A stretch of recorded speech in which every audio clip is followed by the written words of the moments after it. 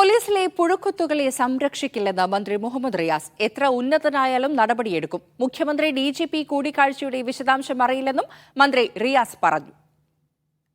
അല്ലാതെ എന്താണ് ചർച്ച ചെയ്തതെന്ന് എനിക്ക് അറിയില്ല. അറിയാതെ ഇപ്പം നമ്മളൊരു കാര്യത്തിൽ നിലപാട് പറയുന്നത് ശരിയല്ലല്ലോ. ഒരു കാര്യം ഉറപ്പാണ്, അന്വേഷണം നല്ല നിലയിൽ മുന്നോട്ട് പോകും.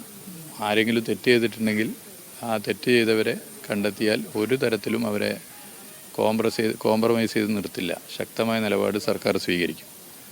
ഇതാണ് സർക്കാരിൻ്റെ സമീപനം. ഇത് മുഖ്യമന്ത്രി തന്നെ നേരത്തെ സൂചിപ്പിച്ചതാണ്.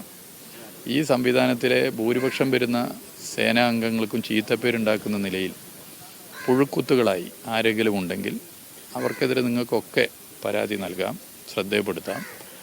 അത് ശരിയായ അർത്ഥത്തിൽ പരിശോധിച്ച് മുഖം നോക്കാതെ നിലപാട് സ്വീകരിക്കും. ഇതാണ് സർക്കാരിൻ്റെ സമീപനം.